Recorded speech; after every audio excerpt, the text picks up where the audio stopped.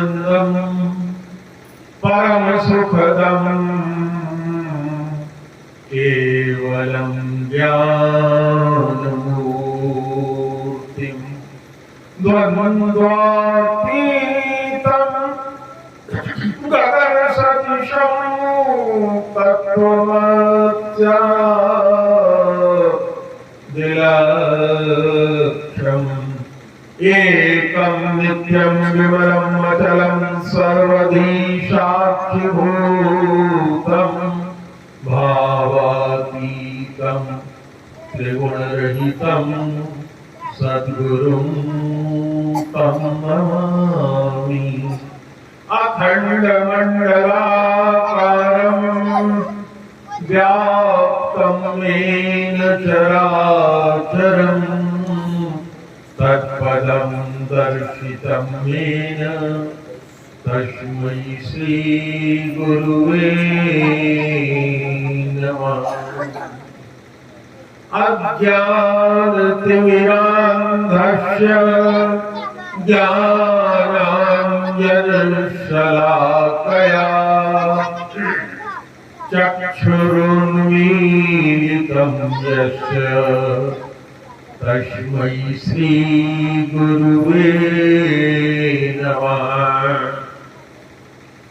गुरुर्ब्रह्मा गुरुर्विष्णु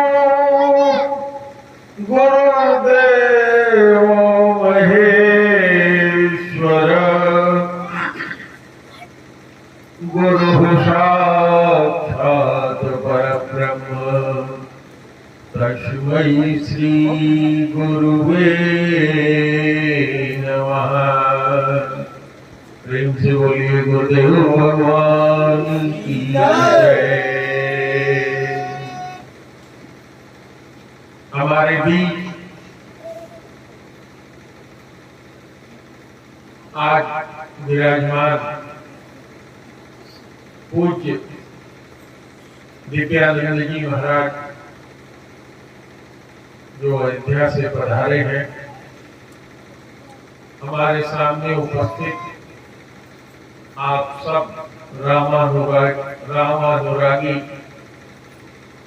देवियों, सज्जनों, भक्तों,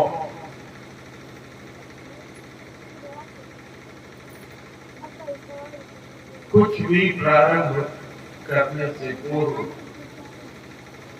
भगवान नाम का स्मरण 2 मिनट करना चाहिए। तो हम आगे आगे कहेंगे, आप लोग पीछे पीछे दोहराइए। श्री राम जय राम जय जय राम, श्री राम जय राम जय जय राम, श्री राम जय राम जय जय राम, श्री राम जय राम जय जय राम। जय रघुनंदन जय सिया राम, सीताराम जय सीताराम, जय रघुनंदन जय सिया राम, सीताराम जय सीताराम। जप ले राम का नाम, अंत समय में आएगा काम। जप ले राम का नाम, अंत समय में आएगा काम। जग की दौलत है बेकार, अंत समय में न आएगी काम। जग की दौलत है बेकार, अंत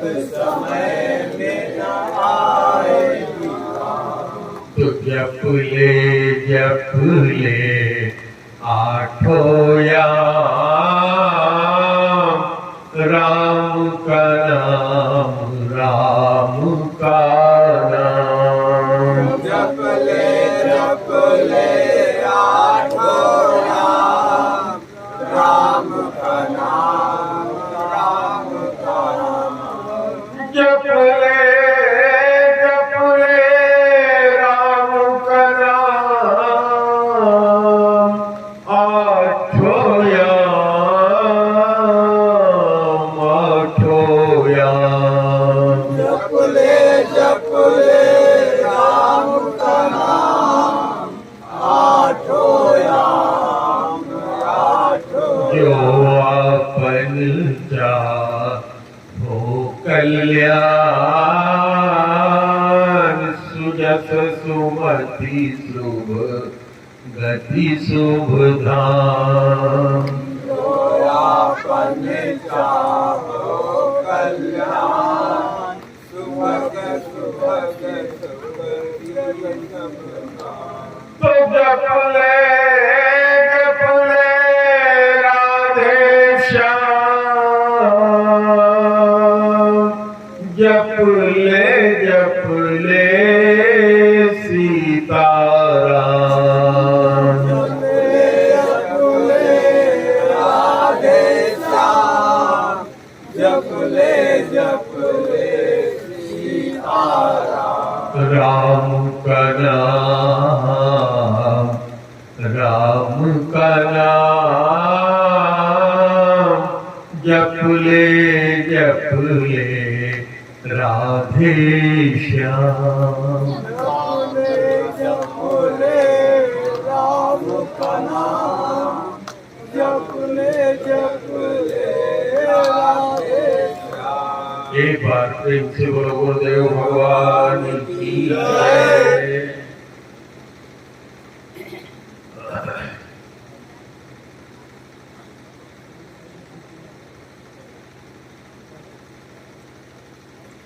राम जी का नाम लेने के बाद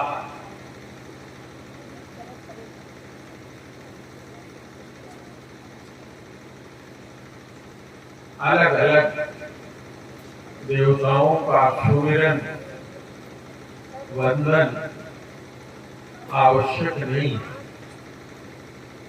राम का नाम लेने के लिए कोई नियम नहीं।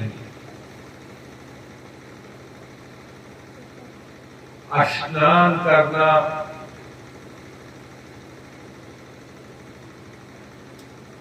वस्त्र बदलना, शुद्ध होना, पवित्र होना, नाना प्रकार के कर्मकांड करना आवश्यक नहीं।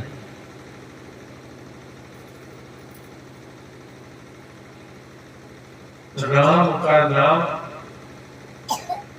आठों याम, 8 याम होते हैं 24 घंटे में। किसी भी तरह से आपको जपते रहना चाहिए, रटते रहना चाहिए, अपना ध्यान उसी पे लगा रहना चाहिए। हर श्वास के साथ इसका जप होते रहना चाहिए। राम जी आप में रम जाए, आप राम में रम जाइए। किसी तरह की कोई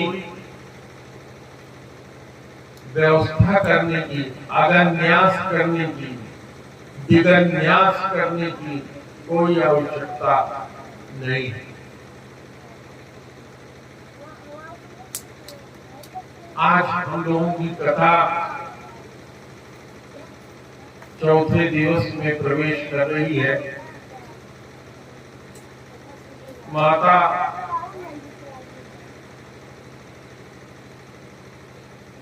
सती जब जोगाग्नि प्रकट करके अपना शरीर छोड़ रही थी, तो भगवान राम का ध्यान किया उन्होंने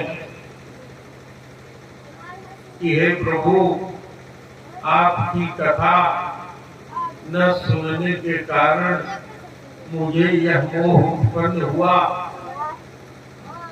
आज मेरा शरीर त्याग हो रहा है, अगर आपकी मेरे पर जरा भी कृपा है तो मैं आगे जन्म लेकर के फिर भगवान शंकर को ही पति रूप में प्राप्त करूं। यह कहते हुए अपना शरीर उन्होंने छोड़ दिया। हमारे शास्त्रों में नियम है, बताया गया है कि प्रस्थान के समय जब आप इस संसार से प्रस्थान करते हैं, आपका मन जहाँ रहता है, आपकी मति जैसी रहती है वैसी ही गति आपको मिलती है। जड़ भरत की, जब राजा भरत थे तो एक मृग को पाल लिया था। मरते समय मृग के चौने छोटे बच्चे के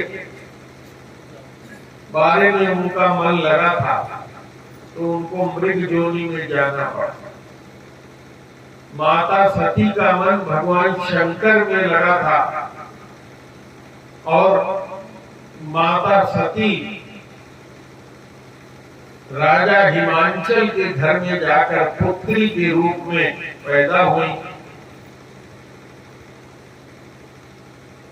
माता जब से राजा हिमांचल के घर में पैदा हुई, रिद्धि सिद्धि सुख संपत्ति अष्ट सिद्धि नव निधि सब राजा हिमांचल के घर में आ गया। लोक भाषा में एक दो लाइन की गीत गाई जाती है पूरब में। भगवान के रस में डूब जाना ही असली आनंद है। किसी रसिक में, रसिक का मतलब होता है भक्त। वो भक्त क्या लिखता है? राजा हिमांचल जन्म कवंध्या, ताकर घर जननी मैया पार्वती। पर्वत से जो उत्पन्न हो पार्वती, और राजा हिमांचल जो पहाड़ों के राजा हैं, हिमांचल जिनको कहते हैं, जन्म के बंध्या। और उनके घर जाकर के माता पार्वती ने जन्म लिया, और उनके जन्म लेते ही रिद्धि सिद्धि सब वहां आ गई। नारद जी ने सुना पार्वती जी उत्पन्न हुई है, हिमांचल जी के यहाँ गए। राजा हिमांचल ने कन्या को ला करके गोद में दिया। कहा, महाराज देवर्षि, इस कन्या का लक्षण, इस कन्या के बारे में बताइए। नारद जी ने कहा कि तुम्हारी कन्या बहुत सुलक्षण वाली है, इसके पैदा होने से तुम्हारा भी बहुत नाम होगा, तुम्हारी प्रतिष्ठा होगी इस कन्या से। बस ये है कि इसका जो पति है दिगंबर होगा, ज्ञानी होगा, कपाली होगा, सब गुण ही गुण उसके अंदर होंगे, लेकिन उसको पाने के लिए इसको कुछ करना पड़ेगा। हिमांचल जी की पत्नी का नाम था मैना।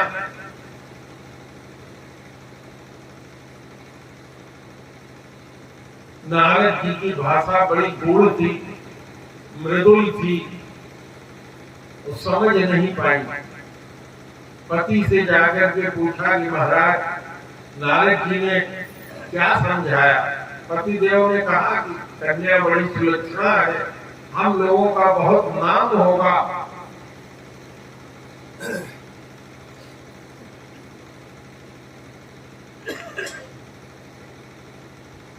माता भी संतुष्ट हो गई, लेकिन माता पार्वती ने ये सोचा कि नारद जी तो कह गए थे कि कुछ करना पड़ेगा, तपस्या करना पड़ेगा।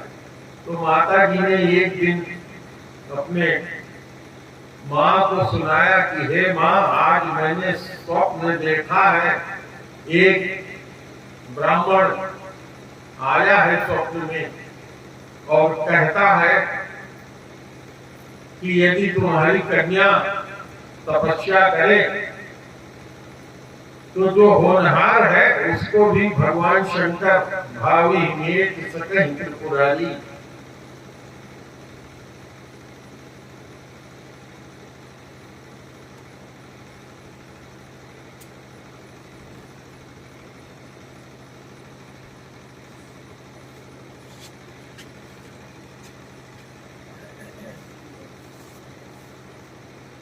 तो माता मैना ने कहा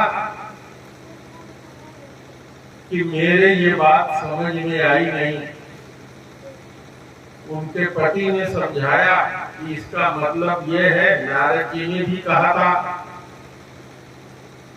कि पार्वती को, हमारी पुत्री को तपस्या करना चाहिए, जाकर के अच्छा वर प्राप्त करने के लिए। पार्वती जी तपश्चर्या के लिए निकल पड़ी। इधर एक राक्षस उत्पन्न हुआ। उसने सुना ही था कि भगवान शंकर ने प्रतिज्ञा किया है कि अब वो शादी करेंगे नहीं। पत्नी को छोड़ दिया, उनकी पत्नी यज्ञ में भस्म हो गई, काम को भी जला दिया उन्होंने। बहुत तपस्या किया। ब्रह्मा जी प्रकट हुए, उनसे वरदान मांगा कि हे प्रभु, मैं अमर हो जाऊं। तो उन्होंने कहा ये वरदान नहीं मिलता, कुछ और मांग लो। उसने विचार किया कि अमर होने जैसा ही है, शंकर जी से कोई पुत्र तो होगा ही नहीं। तो उसने मांगा, तारकासुर ने मांगा कि मैं भगवान शंकर के पुत्र से ही मारा जाऊं। ब्रह्मा जी ने वरदान दे दिया, एवं तारकासुर बहुत भयंकर हुआ। और इधर भगवान शंकर माता सती के वियोग में जा करके ऋषियों को कहीं उपदेश देते थे, कहीं भगवान की कथा सुनते थे, कभी तपस्या करते थे। और माता पार्वती ने अखंड तपस्या करना शुरू किया।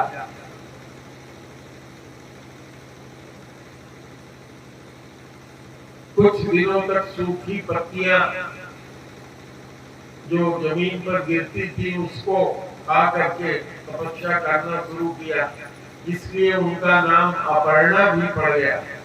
फिर पत्तियों को भी खाना छोड़ दिया, अपर्णा हो गई। बहुत कठोर तपस्या किया। भगवान प्रकट हुए,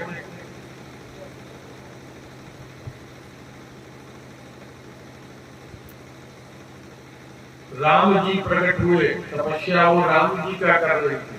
राम जी प्रकट हुए, कहा पुत्री तुम्हारी तपस्या पूरी हो गई, मांगो। तो उन्होंने कहा कि मैं तो एक ही चीज आपसे मांगती हूँ कि शंकर जी के साथ मेरी शादी हो जाए। राम जी ने कहा ठीक है, अब तुम घर जा सकती हो। लेकिन माता पार्वती अभी तपस्या में रत ही थी। इधर भगवान राम शंकर जी के यहाँ प्रकट हुए। शंकर जी से कहा, हे प्रभु, आपका मैं सेवक हूं, आप मेरे सेव्य हैं, आप मेरे सखा हैं, आप मेरे स्वामी हैं।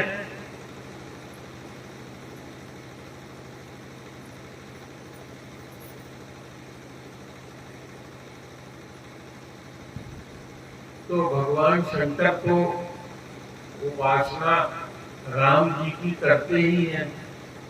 उन्होंने कहा, महाराज, ये तो आपका बड़प्पन है।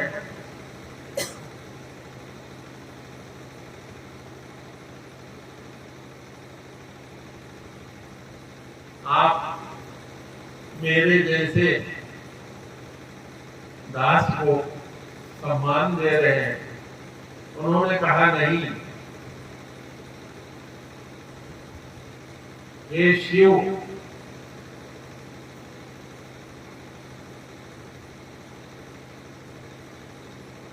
तुम मुझे जो भी मानते हो,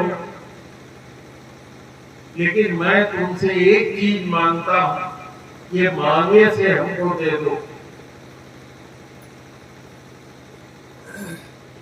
भगवान शंकर ने हाथ जोड़ करके कहा, महाराज,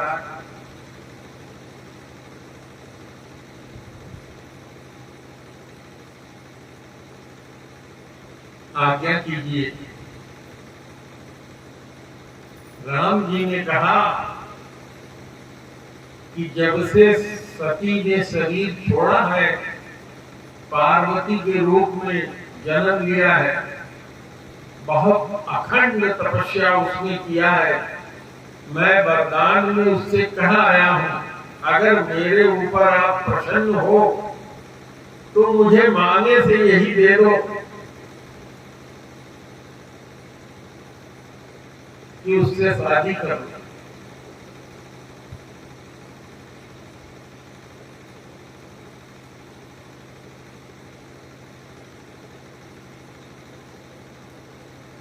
भगवान शंकर ने कहा, हे प्रभु,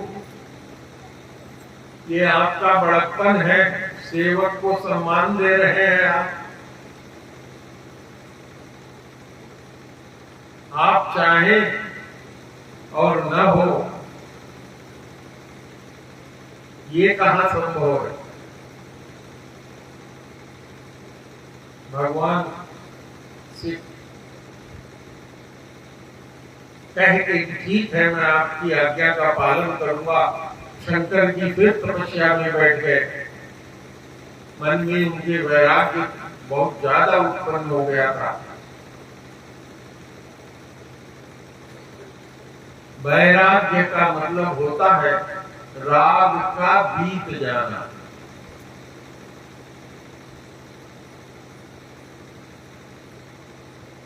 राग जब शब्द का प्रयोग करते हैं तो इसमें द्वेष इसके साथ सम्मिलित होता है। तो इसका विधि प्रपंच गुण अवगुण शानी। ब्रह्मा ने जब इस सृष्टि का निर्माण किया, उसी सृष्टि में भगवान शंकर भी है। जितनी भी चीजें रची है ब्रह्मा जी ने, सब उसमें गुण और अवगुण को माया के साथ मिला करके बनाया है। तो जो जिसको सोचते ही सुख उत्पन्न होने लगे उसको कहते हैं राग, प्रेम। सुखानुसई रागा और दुखानुसई द्वेषा। जिसका स्मरण आने मात्र से ये उत्पन्न होने लगे कि ये मुझे नहीं चाहिए, बहुत खराब है, मेरा दुश्मन है, या मेरे लिए हितकर नहीं है, इस तरह का भाव आने लगे तो उसको कहते हैं द्वेष। और किसी चीज का नाम आने से ही प्रसन्नता मन में आ जाए तो उसको कहते हैं राग। और दोनों खत्म हो जाए तो उसको कहते हैं वैराग। बीत गया है राग जिसका, न उसको द्वेष होगा न उसको राग होगा, उसको कहते हैं वैराग। भगवान शंकर अखंड तपस्या में फिर बैठ गए। देवताओं ने सोचा, कामदेव को बुलाया और कहा कि भाई हम लोगों का काम करो, जाकर के भगवान शंकर के मन में क्षोभ उत्पन्न करो कि शादी के लिए तैयार हो जाए। कामदेव ने कहा कि यदि यह शरीर जगत के कल्याण के लिए, सबके कल्याण के लिए न्यौछावर हो जाए तो इससे उत्तम कोई बात नहीं होगी। और भगवान शंकर की तपस्या में विघ्न डालने का मतलब कि इस शरीर का नाश होना अवश्य है, लेकिन जो सबके कल्याण के लिए है वो कार्य अवश्य करना चाहिए। यह सोच करके उसने उपाय किया। भगवान शंकर के मन में क्षोभ उत्पन्न हुआ। तीसरा नेत्र खोल के जैसे उन्होंने देखा कि अरे मेरा मन सहज बैरागी है, इसमें ये क्षोभ कौन उत्पन्न कर रहा है। जैसे उन्होंने तीसरा नेत्र खोला, कामदेव सशरीर जल करके भस्म हो गया। उसकी पत्नी रति हाहाकार करके रोने लगी। सारे देवतागण जुटे, भगवान से प्रार्थना किया। बड़े लोगों का यही गुण होता है कि पहले दंड देते हैं और उसके बाद आशीर्वाद देने में भी देर नहीं होता। और भगवान आशुतोष के लिए तो क्या कहना, उन्होंने आशीर्वाद दिया कि जाओ रति, जब भगवान कृष्ण के रूप में अवतार लेंगे तो तेरा पति उनके घर में पुत्र के रूप में उत्पन्न होगा, तब तुम्हारा उससे मिलन होगा। और आज से तुम्हारा पति अनंग कहलाएगा, जिसका शरीर नहीं होगा लेकिन अंग रहित होते हुए भी सबके अंदर वो व्याप्त होगा, अनंग कहलाएगा। इस तरह का वरदान दे दिया। भगवान शंकर ने विचार किया कि अब वो समय आ गया है, आखिर मेरे मन में क्षोभ देवताओं ने क्यों उत्पन्न किया। प्रेम परीक्षा लेने के लिए सप्तर्षियों को माता के पास भेजा।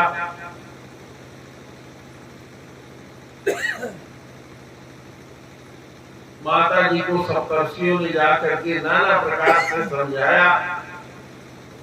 माता ने कहा कि यदि भगवान शंकर स्वयं भी कहे 100 बार तो मेरी यह रगड़ है कि मैं अगर किसी को वरूंगी तो शंकर को ही, और नहीं तो कुंवारी ही रहूंगी। ये सप्तर्षि, अगर आप लोग पहले मिले होते तो बात कुछ और होती। आप लोग कह रहे हो कि भगवान शंकर ने कामदेव को जला दिया। अरे मैं तो जानती हूं कि भगवान शंकर हमेशा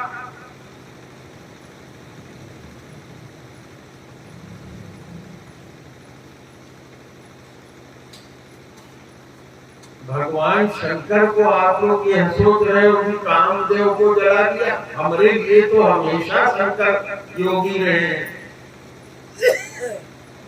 काम से रहित रहे, विरागी रहे।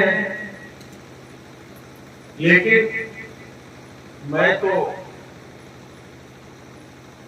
शंकर के अलावा और किसी को वर्ण कर ही नहीं सकती। माता पार्वती को समझाया ऋषियों ने कि ये जो नारद है तुम्हारा गुरु, इसने तो बहुतों का सबका घर बिगाड़ दिया, बहुत उदाहरण दिया।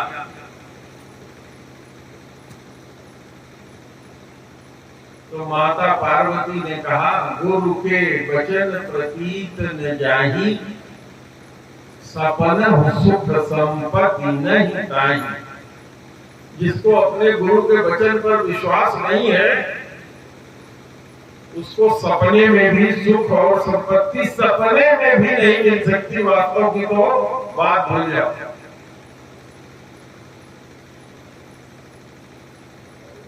प्रेम परीक्षा लेकर के सप्तर्षि लोग भगवान के पास जाते हैं। भगवान शंकर शादी के लिए तैयार हो जाते हैं, बारात सजती है, बहुत आनंद आता है, बाराती चलते हैं।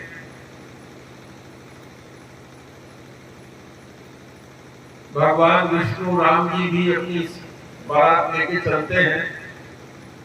कहते हैं भाई जैसा दूल्हा है वैसी ही बारात होनी चाहिए। तो सब देवता लोग अपना अपना ले लेकर के अलग हो जाओ। भगवान शंकर की बारात चलती है। गोस्वामी जी ने बहुत सुंदर लिखा है, किसी के हजारों मुख हैं, किसी को एक भी मुख नहीं है, कोई बहुत मोटा है, कोई बहुत पतला है। जाते हैं, माता मैना भाग जाती है देख करके दूल्हे को। नारद जी आते हैं और कहते हैं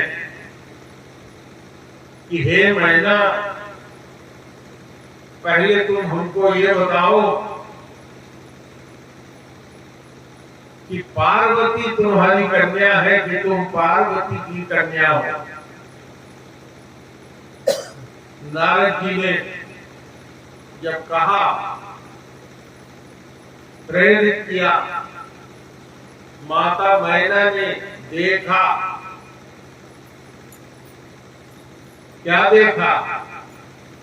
कि ये जो मेरी पुत्री है, ये तो आदि शक्ति पराम्बा जगत जननी है, सबकी माँ है, सबको उत्पन्न करने वाली है। ये तो भगवान ने हमको प्रतिष्ठा दिया है, जो मेरे घर में इसका जन्म दिखाया है। संतुष्ट हो जाती हैं, परीक्षण होता है, शादी होती है। भगवान शंकर माता जी को विदा करा करके चलते हैं। आज इस कथा को बहुत संक्षेप में मैं सुना रहा हूँ, आप लोगों को बहुत संक्षेप में सुनाया, क्यों इससे आगे की कथा पर जोर है।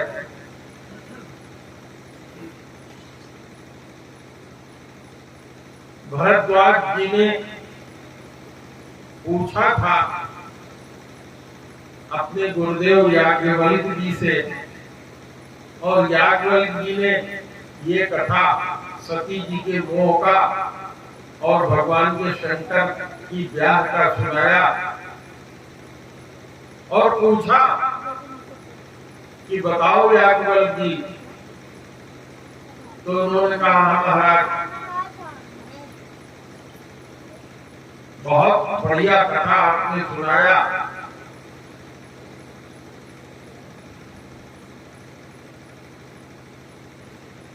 गुरुदेव ने कहा कि तुम्हारी मैं परीक्षा ले रहा था, जिसको भगवान शंकर की कथा में रुचि नहीं है, उसको राम की कथा में आनंद नहीं आएगा। कहा कि हे मेरे शिष्य, तुम परीक्षा में पास हो गए हो, अब मैं तुम्हें राम की कथा सुनाऊंगा। तुमने यही पूछा है ना कि ये राम कौन है, तो सुनो।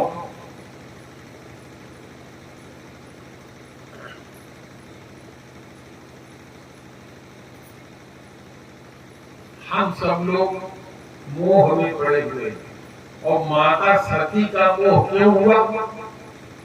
क्योंकि वो मोह में पड़ी हुई थी।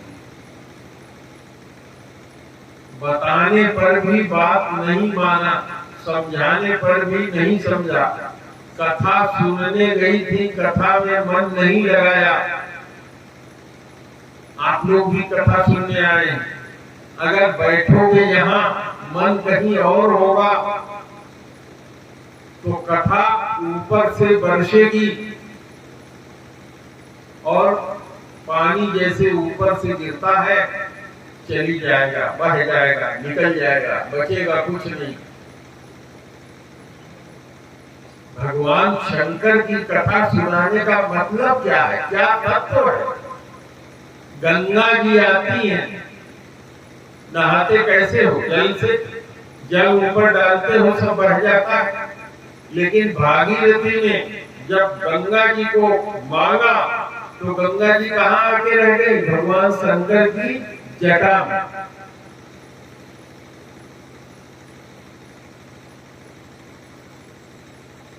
तो इसी तरह से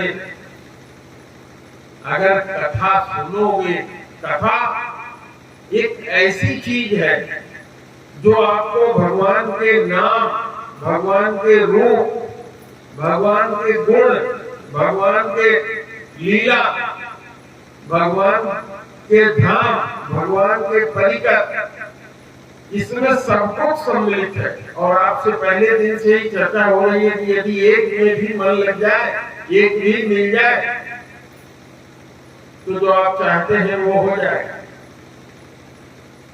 याज्ञवल्क्य जी ने क्या कहा? याज्ञवल्क्य जी ने कहा, भरद्वाज, महामोह महिषेश कराला। ये जो मोह है ये महिषासुर है। इस नवरात्र में हम लोग किसकी आराधना कर रहे हैं? माता की। माता की आराधना इस नवरात्र में सनातन धर्म के लोग यत्र तत्र सर्वत्र कर रहे हैं। आप लोगों में से कई लोग व्रत भी रखे होंगे 9 दिन का। कितने लोग व्रत हैं इसमें? चलिए 5 लोग हैं, बहुत अच्छी बात है।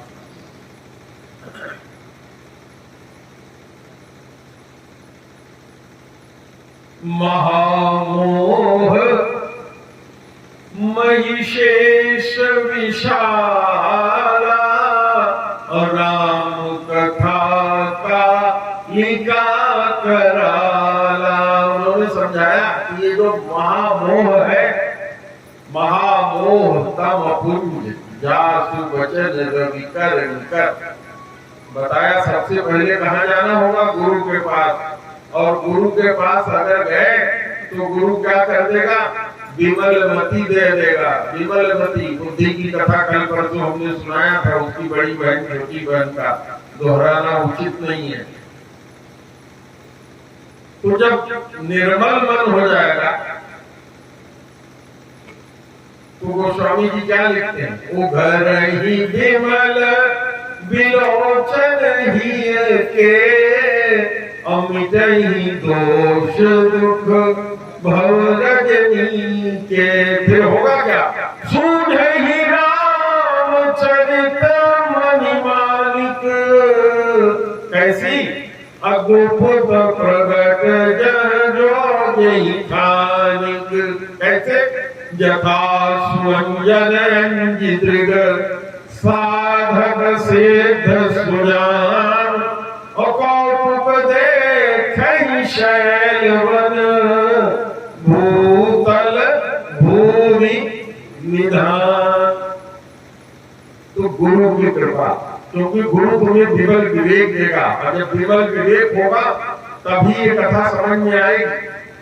और मोह को गोस्वामी जी ने परिभाषा देते हुए दिया है, काम क्रोध मद लोभ सब सकल मोह कहे धार।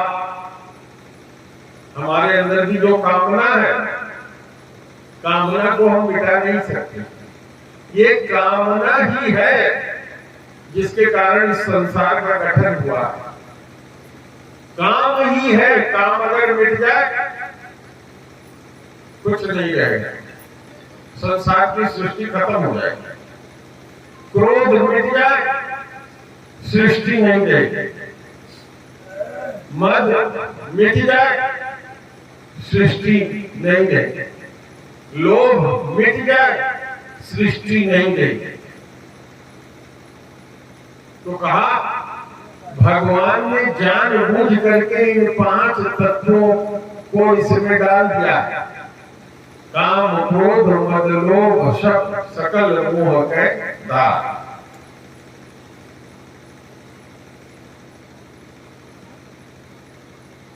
कामना, भगवान की भी कामना थी कि संसार की सृष्टि करे। और भगवान ने क्या किया? ईश्वर अंश जीव अविनाशी, चेतन अमल सहज सुख राशि। भगवान ने स्वयं ही तो हमारे तुम्हारे सभी के रूप में अवतार लिया हुआ है। आप बोले हुए हो कि हम फलाने के पिता हैं, हम फलाने के पुत्र हैं, हम फलाने के पति हैं, फलाने के बाबा हैं। तुम्हारे घर में धरती के एक एक कण में समाया वही है, लेकिन हम लोग माया के बस में होकर के अपने को शरीर मान रहे हैं, भूल गए हैं, संसार के मोह में फंसे हुए हैं। जब ज्ञान रूपी अंधकार को दूर करने वाला प्रकाश मिलेगा, अज्ञान तिमिरांधस्य ज्ञानांजन शलाकया, गुरु के पास जाओगे तो वो आंख में वही एंजल लगा देगा। तो क्या हो जाएगा? अपने को जानने लगो।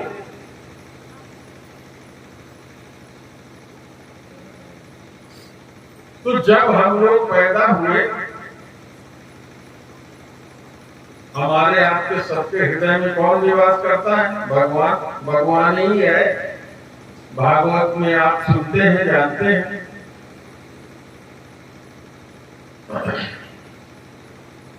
तो ये जब जीव माया के बस में हो गया, क्योंकि माया भगवान की शक्ति है, भगवान अपने शक्ति से ही संसार को बनाए और माया से ही ये चलता है। और उस माया के बारे में गुरु बताता है, उसे जानोगे तो आनंद आना शुरू हो जाएगा। तो सीधा सीधा याज्ञवल्क्य जी को कहा उनके गुरुदेव ने कि ये जो महामोह है, 5 मोह की 4 कैटेगरी होती है। 5वीं कैटेगरी महामोह होती है, सबसे अंतिम कैटेगरी। तो महामोह जो है बहिखासुर है, जिसको जीतना अत्यधिक कठिन है। रक्त बीज की तरह से एक के बाद एक बढ़ता रहता है। और राम की कथा क्या है? काली मां है जो इसको क्या कर देता है? विनाश कर देता है। तो राम की कथा में जब इसको सुनोगे और गुनोगे, उसमें रमोगे राम के साथ, तो तुम्हें सब समझ में आ जाएगा। जैसे अभी कहा विशुद्ध राम चरित्र मन रमानी, तो तुम्हें अपने अंदर वो रामचरित्र दिखाई पड़ने लग जाएगा मणि की तरह से।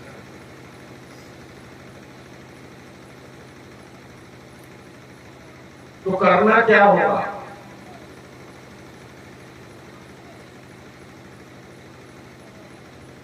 राम जी का नाम, गुण, रूप, लीला, धाम, परिकर, किसी के साथ तो नाता जोड़ो। राम की कथा में जब तुम सम्मिलित हो जाओगे तो तुम्हें कुछ दूसरा ही आनंद आएगा, तब तुम समझने लगोगे। क्योंकि ये कथा ही एक ऐसी चीज है, राम जी की कथा, जो आपके अज्ञान को मिटा देगी, राम जी से मिला देगी। गोस्वामी जी रामायण में लिखते हुए कहते हैं कि भगवान जब जंगल में जा रहे हैं और प्रयाग से आगे जब जाते हैं और जमुना जी को जब पार करते हैं, तो वहां एक व्यक्ति आता है और उसने आने की कथा तो उसमें है, लेकिन जाने की कथा नहीं लिखा गोस्वामी जी ने। तो हमको भी इस कथा में कहीं आना है। जब इस कथा में जुट जाओगे, असमय श्रवण सुना 10 कंदर, पदुम 18 जूथप बंदर। तो यार हम लोग भी कहीं बंदर ही रहे होंगे, भगवान के उसमें जरूर रहे होंगे। हम भूल गए। अपने को जोड़ो। जब आप राम जी के साथ अपने को जोड़ दोगे, तुम्हारा छोटा सा पौधा मिट्टी लपेटे आता है तो क्या करते हो? उसको उठा नहीं लेते? माँ उठा लेती है गोद में, कहती है कि साफ करो, इसको सुथरा करो, साफ सुथरा हो जाएगा तो गोद में लेंगे ना, सहज रूप से हो जाता। ऐसे जब भगवान की कथा में भगवान के साथ अपने को जोड़ लोगे तो सहज हो जाओ, बिल्कुल सहज हो जाओ। अभी जो लगता है कि राम जी का नाम लेना है, हम अपवित्र है, हमारा शरीर शुद्ध नहीं है, नाना प्रकार की आडंबर चीजें दिमाग में आती हैं। लेकिन जब जिससे जुड़ जाते हो, जैसे अपने शरीर के साथ जुड़े हुए हो, तो इसके साथ एक क्लेश है, 5 क्लेशों में एक क्लेश है। शरीर छूटने का जो मोह है वो एक बहुत बड़ा क्लेश है, अभिनिवेश। हम में से हर आदमी डरता है कि मरेंगे, शरीर छूटेगा, मौत आएगी। तो इसको हम नहीं जानते कि क्लेश है, डर बना रहता है। लेकिन हम क्या समझते हैं कि हम शरीर ही हैं। हम बार बार समझाएं, आपको गुरु समझाए कि तुम शरीर नहीं हो, लेकिन समझ में तभी आएगा जब तुम उससे अपने को जोड़ लोगे, तभी समझ में आएगा कि तुम शरीर नहीं। यह शरीर साधन धाम है, साधन मिला है सब कुछ जानने के लिए। तो भरद्वाज जी को समझाया कि हे भरद्वाज, जब माता पार्वती की शादी दोबारा भगवान शंकर से हो गई, तो कथा आती है कि माता पार्वती 1000 नाम लेती थी, विष्णु जी का सहस्त्र नाम। और शंकर जी ने उनसे कहा कि हे पार्वती, विष्णु जी के जो 1000 नाम लेती हो वो एक बार राम कहने के बराबर होता है। और माता सती के रूप में जो उन्होंने भगवान की बात नहीं मानी थी, वो झट से इस जन्म में उन्होंने मान लिया। और मानने का असर क्या हुआ? भगवान शंकर ने अपना अर्धांग बना लिया माता पार्वती को। गोस्वामी जी ने बहुत सुंदर चौपाई के रूप में लिखा।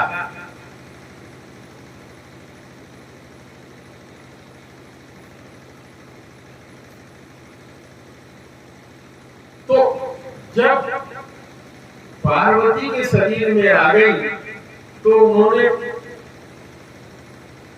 भगवान से कथा सुनने की इच्छा प्रकट की। तो मैं कथा करने के लिए आपके बीच में आता हूं, तो आप क्या करते हैं? तारा पहले से बिछाए हैं, टेंट लगाए हैं, हमारे बैठने की व्यवस्था पहले से किए हुए हैं। लेकिन ये कथा जो कैलाश में हुई, यहाँ उल्टा हुआ। क्या हुआ? वक्ता आसन लगा रहा है। वक्ता भगवान शंकर ने आसन लगाया, माता पार्वती के लिए बैठाया उसमें उनको, और कथा कहने के लिए तैयार हुए। माता जी से पूछा, पार्वती क्या सुनना चाहती है?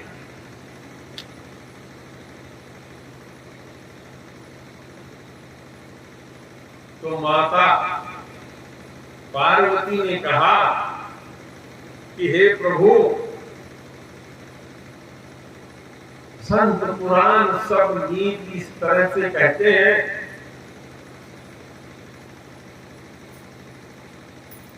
कि गूढ़ तत्व न साधु दुरावनी आरत अधिकारी यह पावनी। अगर आप ये समझते हो कि मैं इस लायक हो गई हूँ कि राम की कथा सुन सकती हूँ, तो हे प्रभु आप मुझे कृपा करके राम कथा सुनाइए। अब भगवान शंकर क्या करते हैं, दो दंड तक अपने मन को भीतर ले जाते हैं, भगवान का स्मरण करते हैं। जो मन में उन्होंने भगवान की कथा उनके है उसका स्मरण करते हैं, भगवान का स्मरण करते हैं, और उसके बाद कोई मन बाहर की, फिर उन्होंने अपने मन को बाहर किया और कथा सुनाना शुरू किया। कहा पार्वती तुम्हारे मन में तब यही शंका आई थी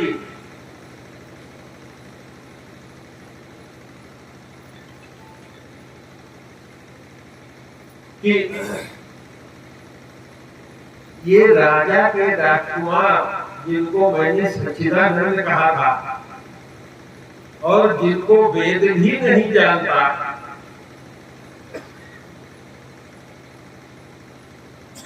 वो मनुष्य कैसे हो गए, किस कारण से हो गए, यही तो तुम्हारे मन में शंका थी, इस कारण तुम फंसी। कहा हाँ प्रभु। तो कहा मैं तुमको वही कथा सुनाऊंगा, अभी भी तुम्हारे मन से उस जन्म की कुछ छाया मिटती नहीं है, तो पूरी कथा सुनो ताकि तुम्हारे मन से वो बात मिट जाए। क्या मन में आया था माता सती की? सती जब मैं कहता हूँ तो इसका मतलब होता है पार्वती जी के पूर्व जन्म में जब वो सती के रूप में थी, तो क्या सोचा था उन्होंने? ब्रह्म जो व्यापक विरज अज अकल अनीह अभेद, सो की देह दर होई नर जाहिन जानत भेद। कहा मैंने पहले दिन आप लोगों से चर्चा किया था कि तत्वों के जानने वाले बताते हैं कि जो ब्रह्म है जब अपनी थोड़ी शक्ति प्रकट करता है तो परमात्मा हो जाता है, और वही परमात्मा जब नाना रूप से अवतार लेता है तीन गुणों के साथ तो वो भगवान कहलाता है। तो माता सती क्या कहती है? जो ब्रह्म है, ब्रह्म क्या है? निर्गुण है, निराकार है। ब्रह्म जो व्यापक है, सर्वत्र व्याप्त है, बिना शरीर के होते हुए भी, बिन पग चले सुने बिन काना कर विधि कर्म करे विधि नाना, कारण रहित कारण जोगी, दुनिया भर की बात समझाइए। तो वह ब्रह्म जो सर्वव्यापक है, जो माया से रहित है, जो अजन्मा है, अज है, अजन्मा है, अकल है। अकल माने जिसको आंख से देखा नहीं जा सकता, अनीह है, इच्छा रहित है, अगोचर है, भेद से रहित है, जिसको भेद भी नहीं जानता, नेत नेत कह करके पुकारता है।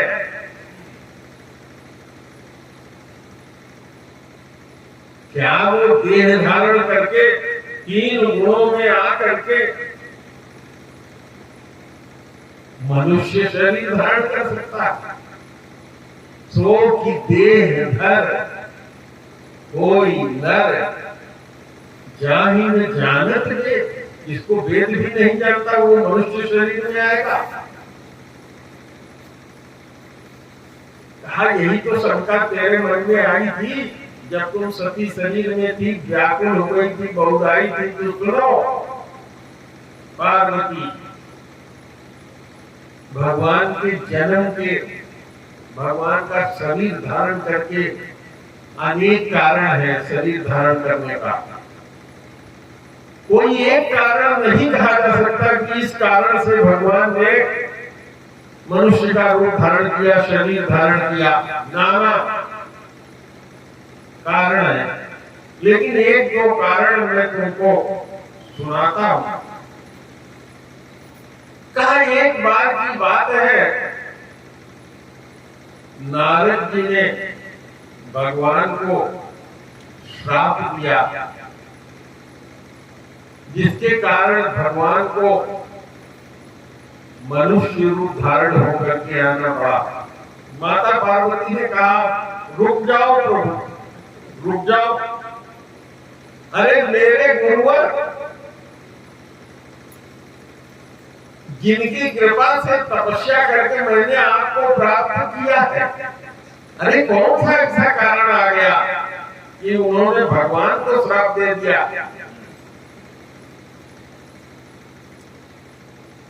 तो उन्होंने कहा हाँ पार्वती,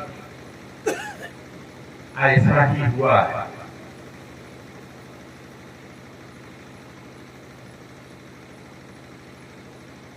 तो कहा महाराज,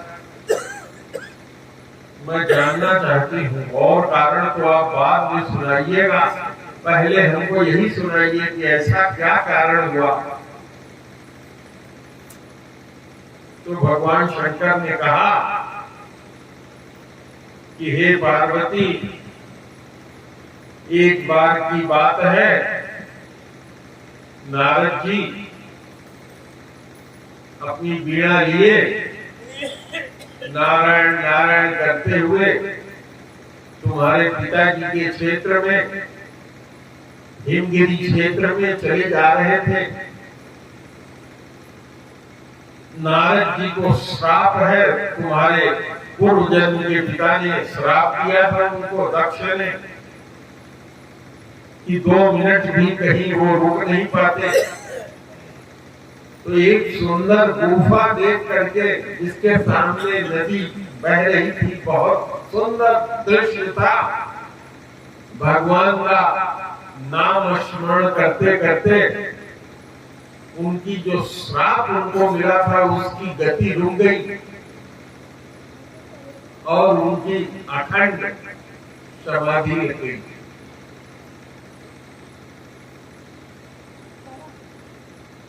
तो जब उनकी अखंड समाधि लग गई, तो हम लोग तो स्वार्थी हैं, लेकिन देवताओं का राजा, देवता हमसे भी स्वार्थी है। रामायण में आप बार बार पढ़ते हैं, आए देव सदा स्वार्थी। जैसे ही वरदान भगवान ने दे दिया, जैसे सूर्यनारायण के बाद वो सब जाने लगे अपने अपने देश, अपने अपने घर। रावण की कथा में आप देखते हैं कि वो आते हैं, जब देखते हैं कि राम जी जीत रहे हैं, तो बड़े मुश्किल से जय जयकार लगाते हैं। नहीं तो देख रहे हैं कि कहीं ऐसा न हो कि हम जयकार लगाएं, उधर रावण जीत जाए तो पता नहीं क्या होगा। तो देवता सबसे स्वार्थी, और उनका जो राजा वो महान स्वार्थी, उसको लगा कि कहीं नारद हमारी पदवी तो नहीं लेना चाहते हैं। कामदेव को बुलाया, कहा भैया रंभा आदि नारियों को ले लो, चले जाओ, नारद की तपस्या भंग करो।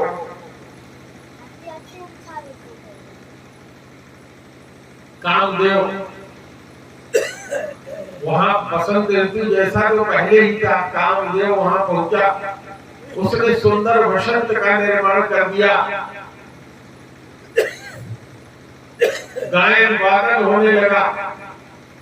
बहुत कम उम्र की अप्सराएं बहुत कम कपड़ों में, ऐसे कपड़े पहने हुए कि सारा बदन दिखाई पड़ रहा है, उस तरह से नृत्य करने लगी। लेकिन ये काम की कला कुछ नारद जी के ऊपर असर नहीं हुआ। काम कला नारद में व्यापी। तो गोस्वामी जी लिखते हैं,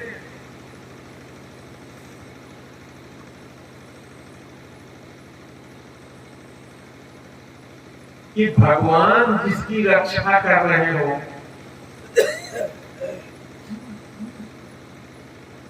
भला उसको कोई डिगा सकता है?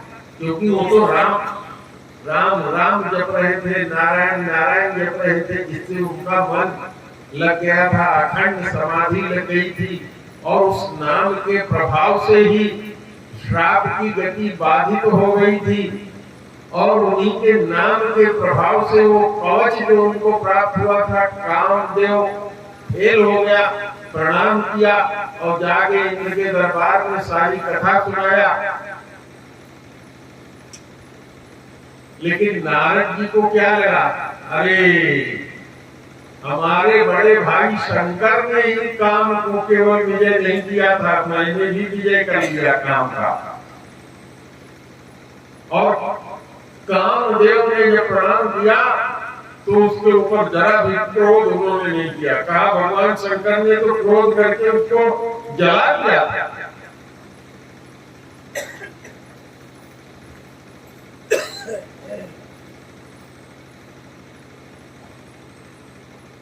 सीम को चाप सकै को आंसू, बड़ रखवार रमापति जासू। लेकिन रमापति राम की कृपा से अगर तुम कोई चीज प्राप्त करते हो और उस पर अभिमान अपना रखते हो कि मैंने कर लिया, तो फिर तो और मोह, महामोह महिषेष कराला उसमें जाना ही है।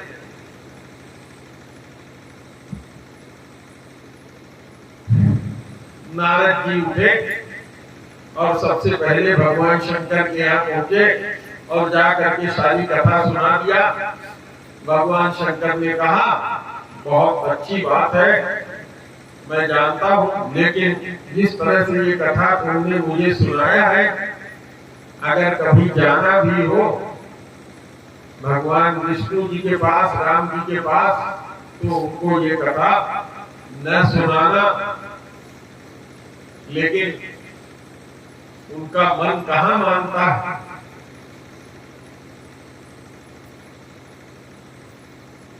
उन्होंने कहा ठीक, थोड़ा समय इंतजार किया, कहा कुछ समय बिता के तब उनको जाना चाहिए। तो आज की कथा का समय समाप्त हुआ, बाकी कथा इससे आगे की कल मैं सुनाऊंगा। आरती के लिए आप लोग तैयार हो जाइए। कल यही से कथा आगे चलेगी, क्योंकि ये कथा बहुत शार्ट मैंने किया तो भी पूरी नहीं हो पाई। तो आरती सत गुरुदेव नमामि, पार ब्रह्म प्रभु अंतर्यामी।